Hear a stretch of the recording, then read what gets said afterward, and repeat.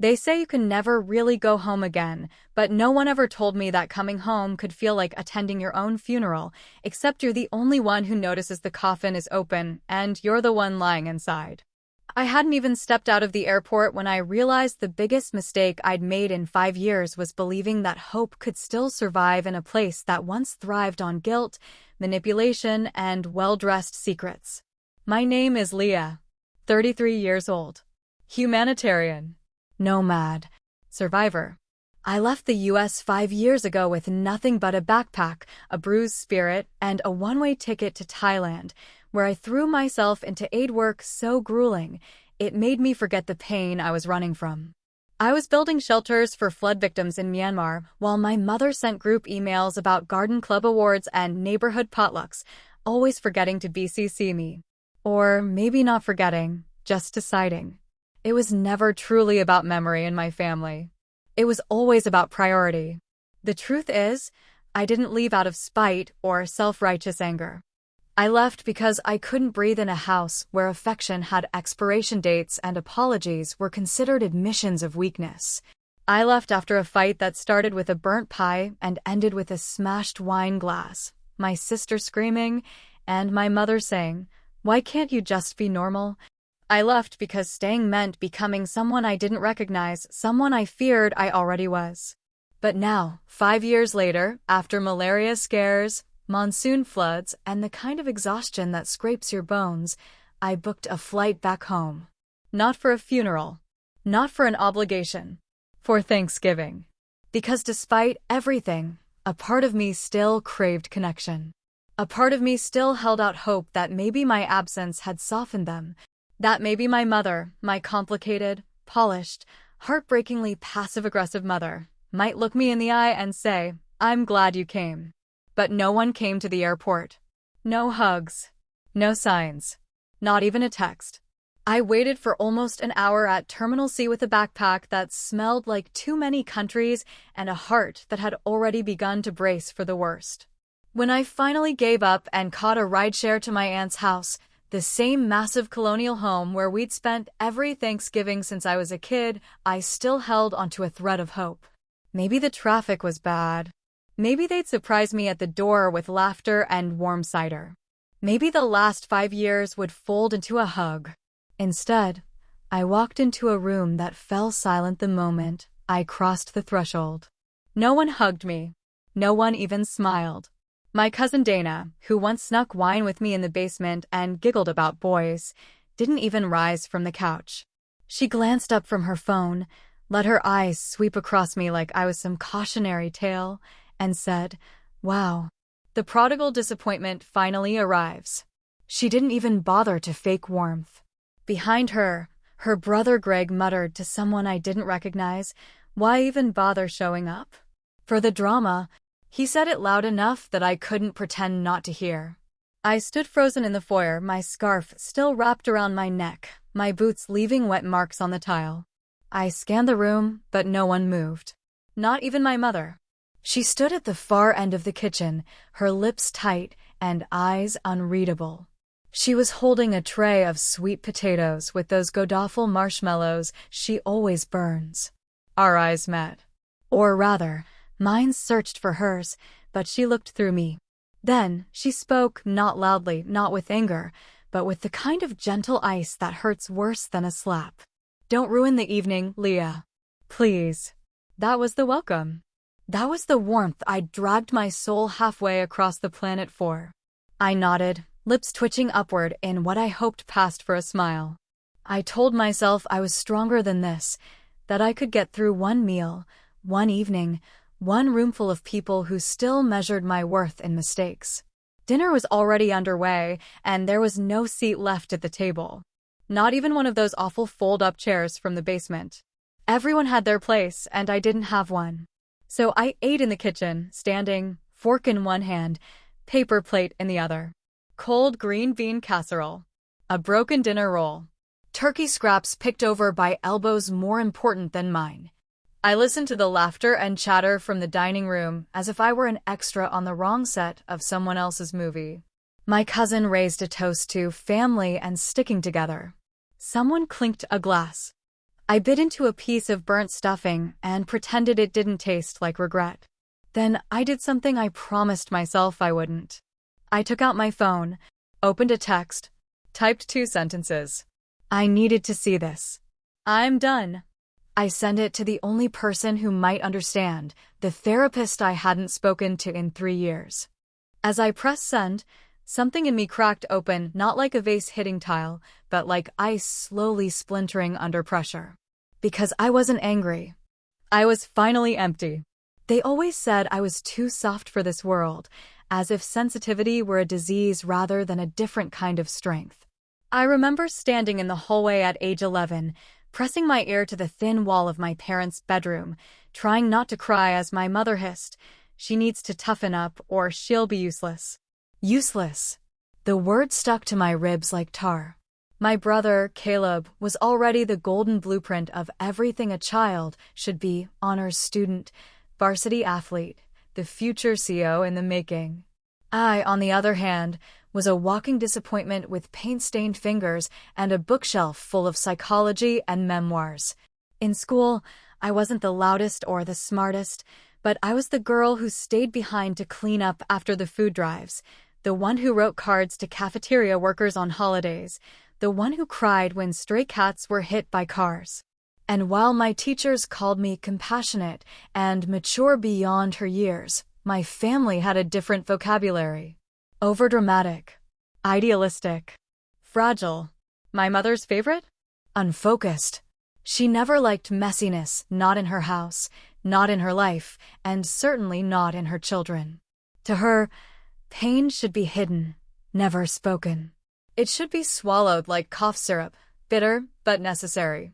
So when I wrote poems about grief after my childhood friend died in a bike accident, she confiscated my journal and called it performative. When I told her I wanted to study sociology and international development, she closed the brochure, slid it back across the table, and said, "You're smart enough to do something that actually pays." Caleb got a car when he got into Stanford. I got a guilt trip when I was accepted to a liberal arts college on partial scholarship. The difference between us was always in the details: who was invested in, who was tolerated. I think I stopped trying to prove my worth somewhere around junior year of college, when I brought home a paper I was proud of, an ethnographic study on the emotional toll of frontline workers. My uncle glanced at the title and said with a chuckle, "So you're studying feelings now? What's next? A PhD in crying?" Everyone laughed. Everyone except me. At every holiday gathering, they asked Caleb about his stock options and career moves. When they turned to me, it was always the same question. "So, what exactly do you do with that degree?" If I tried to explain the community outreach programs I worked with or the women's shelters I supported, their eyes glazed over before I finished the sentence. My aunt would say, waving a dismissive hand, "Very noble of you." Noble. That was the word they used when they didn't understand but wanted to sound polite. Noble as in good luck paying rent with that. By the time I graduated, I was offered a job at a consulting firm, entry-level, high-pressure, and decently paid. My mother lit up like a chandelier when she saw the offer letter. "Finally," she said, smoothing her blouse like she was preparing for a photo op, "something respectable." I declined the job 2 days later, booked a ticket to Indonesia, and signed a 2-year contract with a humanitarian NGO. My mother called it impulsive. My brother called it stupid. I called it the first decision I'd made that felt like breathing. When I left, I didn't expect a parade. But I also didn't expect the silence that followed. Not a single call in the first 3 months. My birthday passed with a generic email. When I emailed home photos of the work we were doing, rebuilding flood-damaged villages, training local health workers, setting up mobile clinics, the only reply I got was from my cousin Mandy, who wrote, "Wow, looks intense.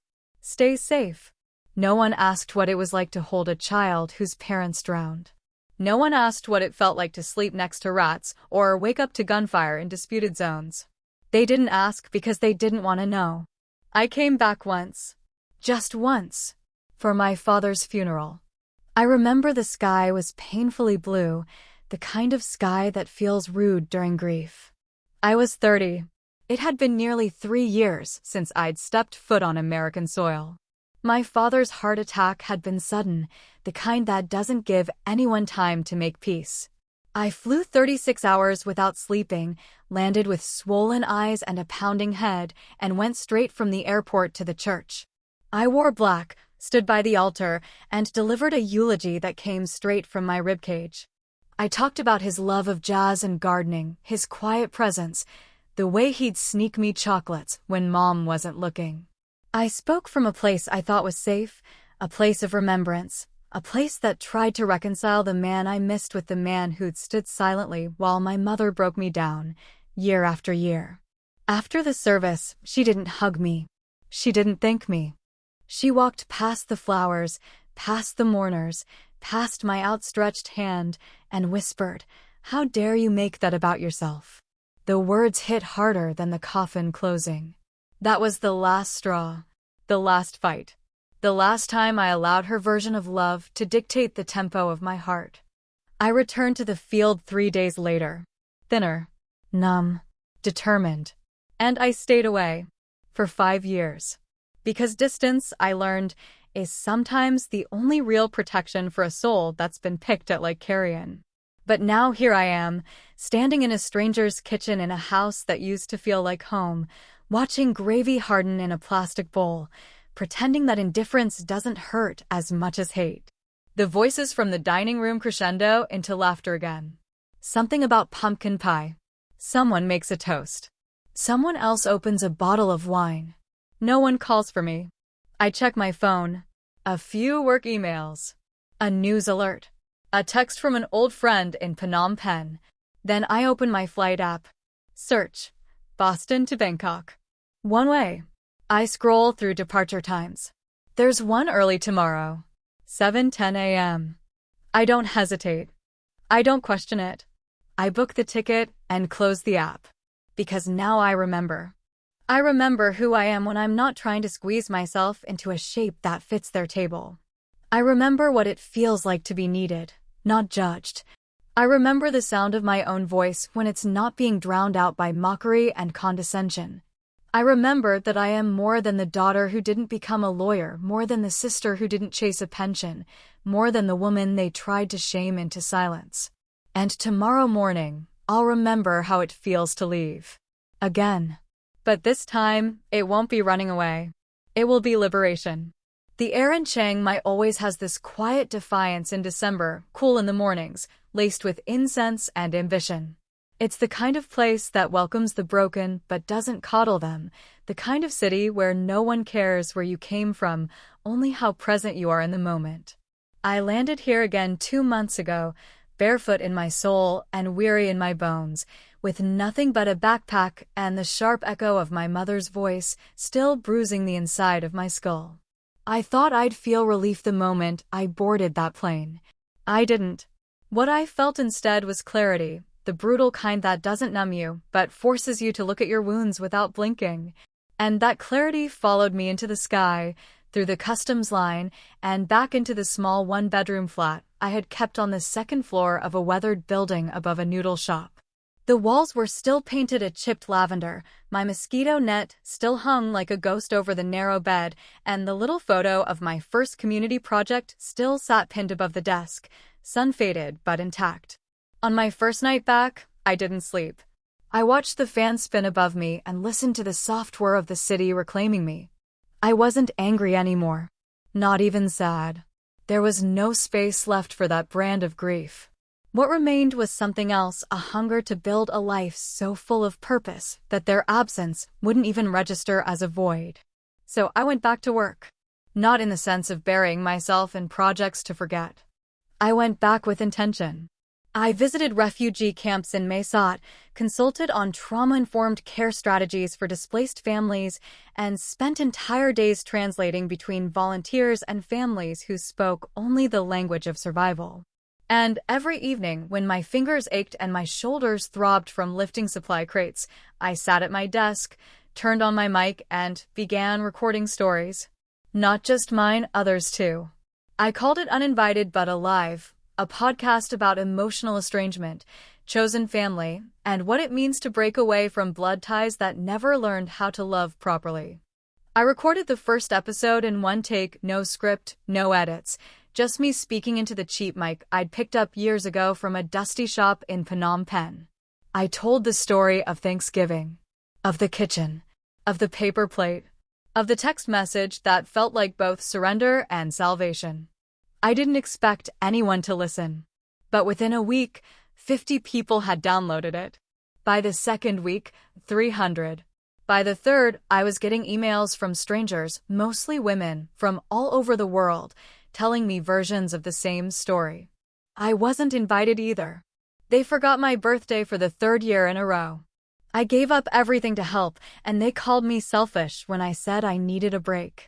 It didn't take long before I realized I wasn't alone.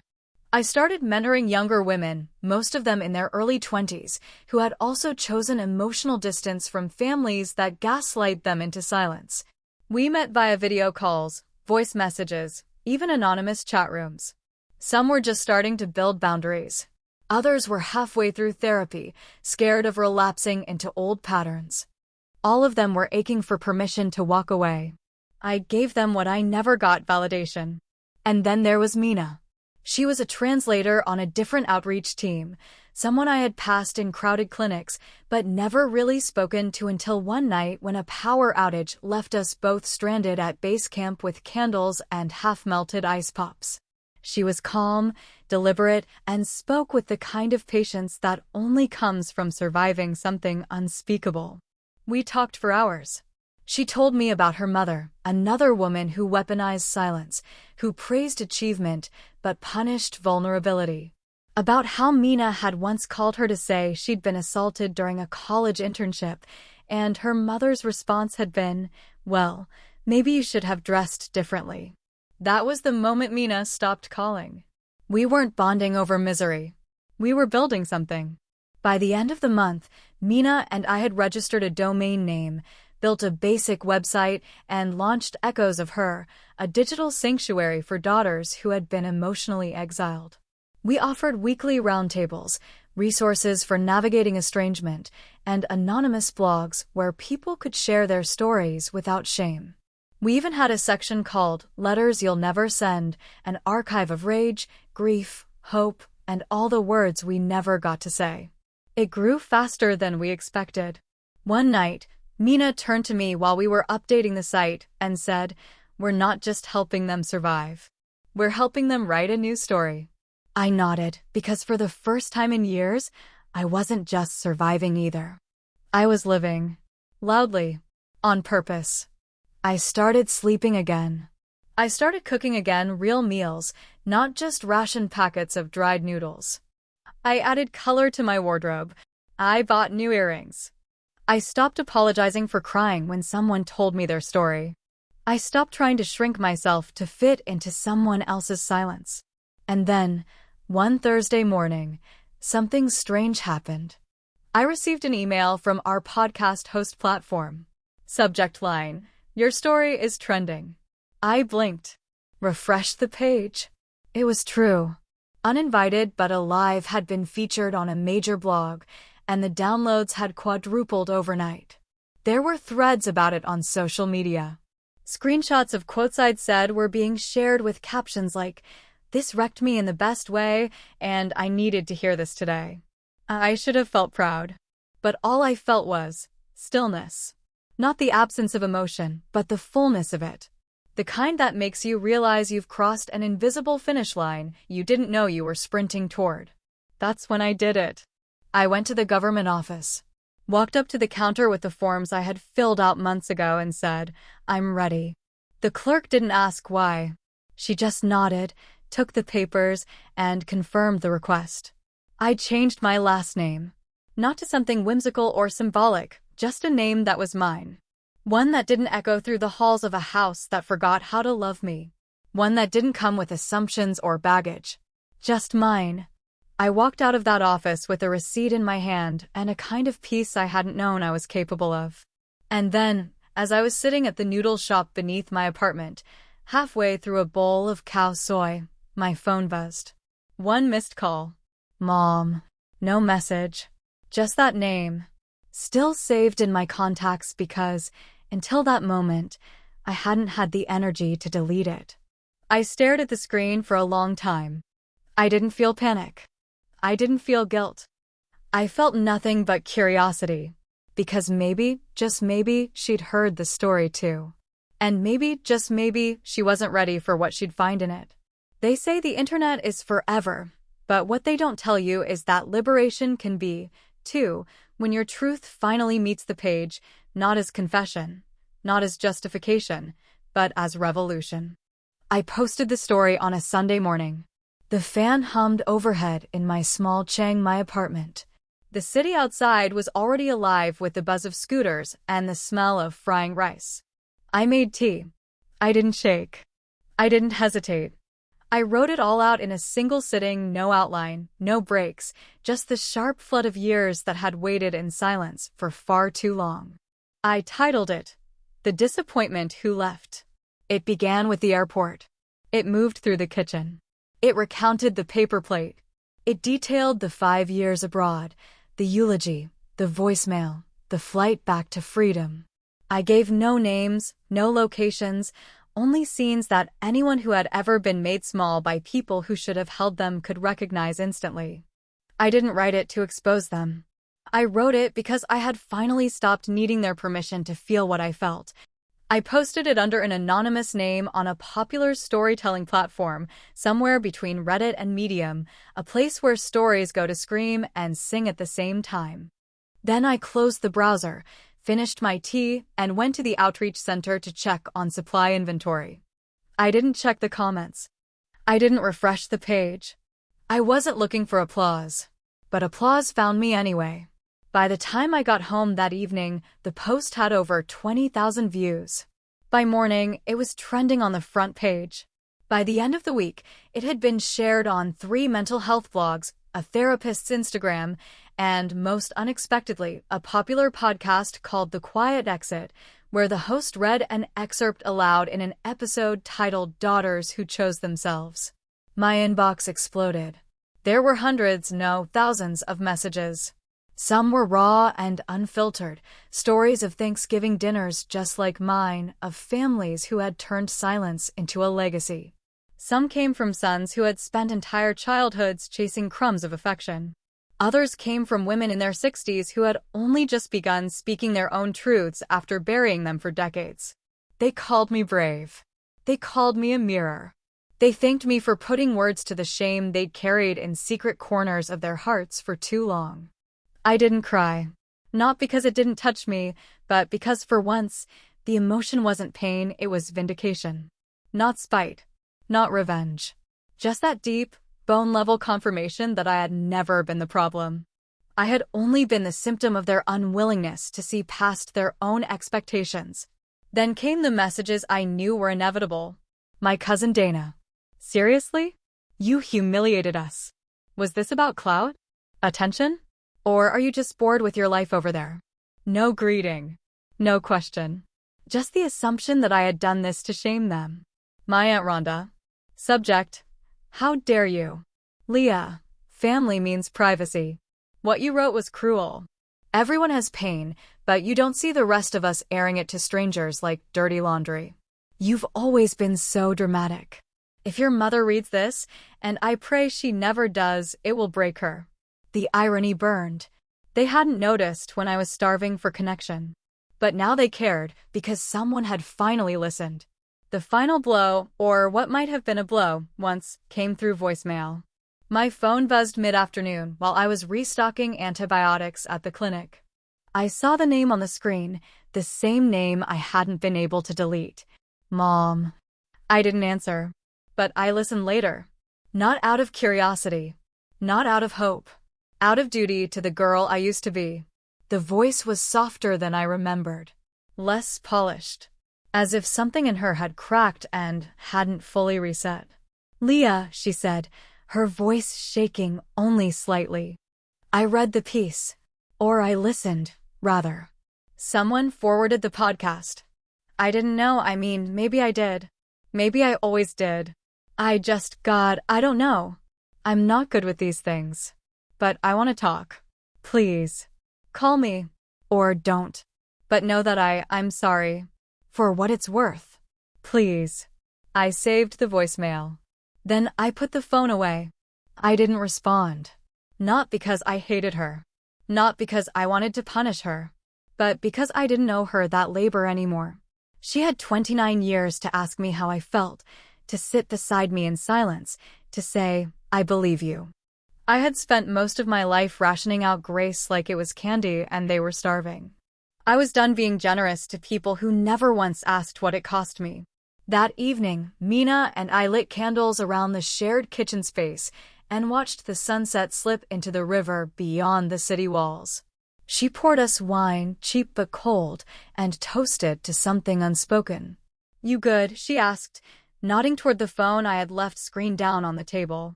Better than I've ever been, I said, meaning every syllable like it was a gospel.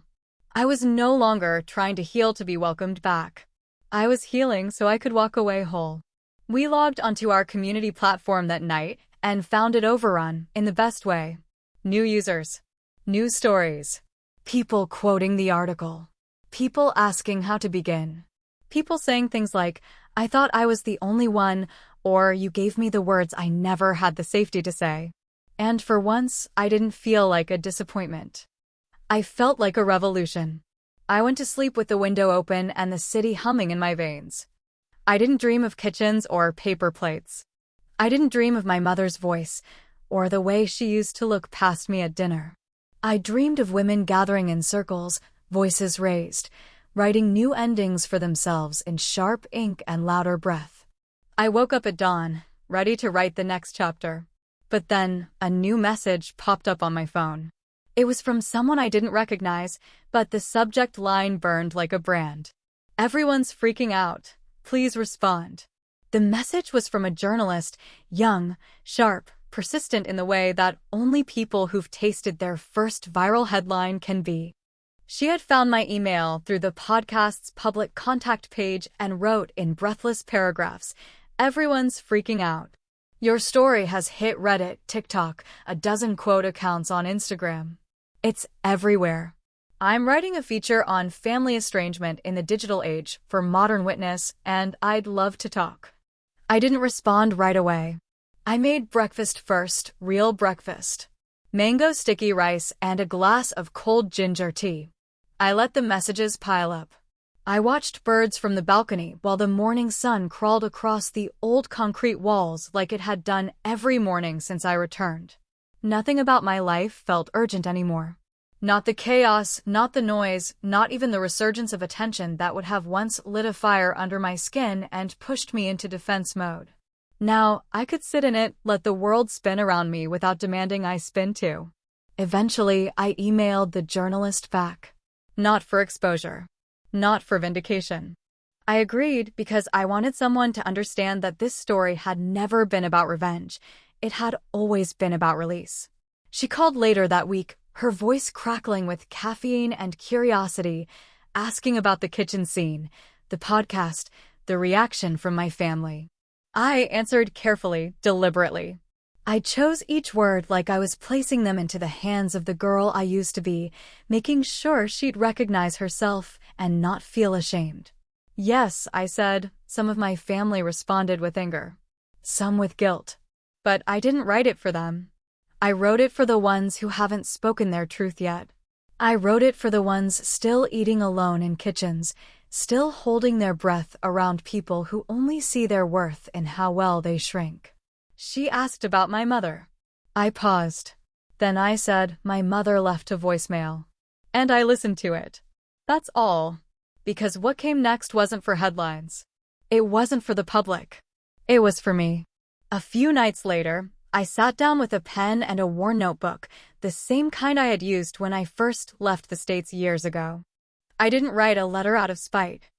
I didn't write it hoping she'd cry or change or come rushing in with apologies wrapped in too late sincerity. I wrote it because I needed the final word not in a fight, but in my own life. I sent it as an email, short subject line. This is what I needed to say. Here's what it said. Dear Mom, I hope you are well. That sentence used to cost me something, but not anymore. Now it simply exists. Like breath. Like sunrise. Like the sound of my own voice when it's not echoing inside a vacuum. You asked me, through a voicemail, not a conversation, why I left.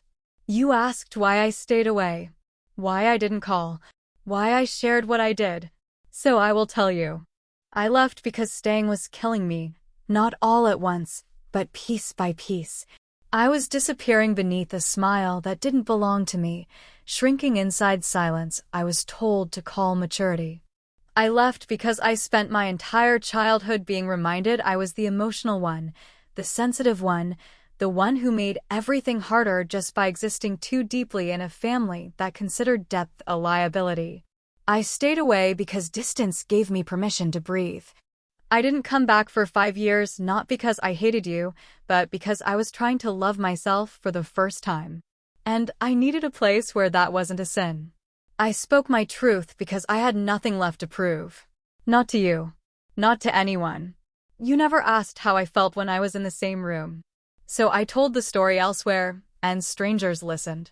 Not because I'm special, but because they saw themselves in it. I didn't do it to hurt you. I did it to stop hurting me.